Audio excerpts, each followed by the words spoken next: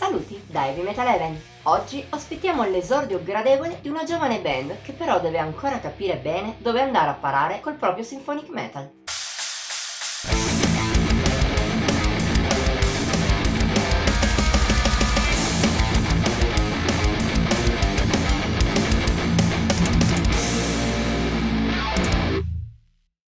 Less is more, una frase fatta che però funziona in diversi ambiti della vita.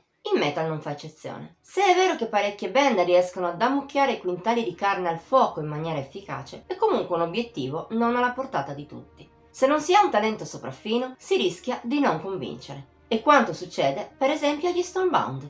Band nata a Tel Aviv nel 2017, si è presentata di recente col suo primo album intitolato December, in maniera curiosa visto che è uscito lo scorso 5 agosto. Il suono che lo anima di base non è nulla che non si sia già sentito. Parliamo di un symphonic metal con voce femminile, con vaghe venature gothic, che non nasconde di ispirarsi a gruppi come Nightwish, Sirenia, Epica e Within Temptation. Tuttavia gli israeliani non si fermano soltanto ai canoni del genere, ma sperimentano con un ampissimo ventaglio di influenze. In December si possono trovare passaggi death, metalcore, progressive, power, folk e tanto altro ancora. Questo però è proprio il tallone d'Achille degli Stormbound. In questo esordio il gruppo infila tantissima sostanza, ma senza riuscire ad amalgamarla nella giusta maniera. Forse l'intento era cercare di non suonare noiosi, di stupire, forse il gruppo è ancora alla ricerca della propria strada, o forse semplicemente il suo estro giovanile lo porta a strafare. Sta di fatto che è difficile capire dove December voglia davvero andare a parare.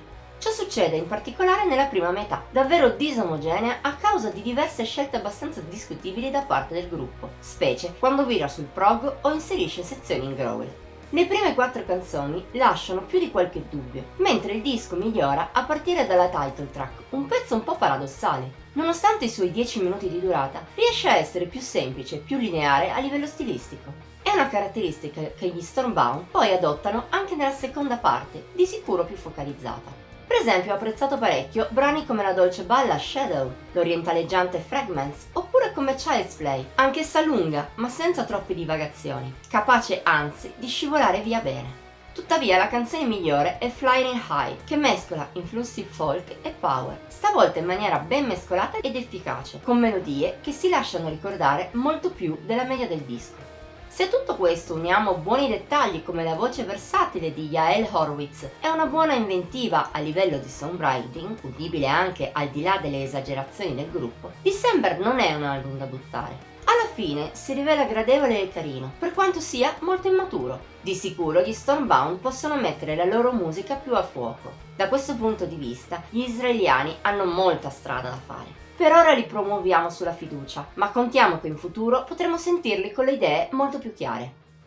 Voto di Heavy Metal Eleven 69 su 100.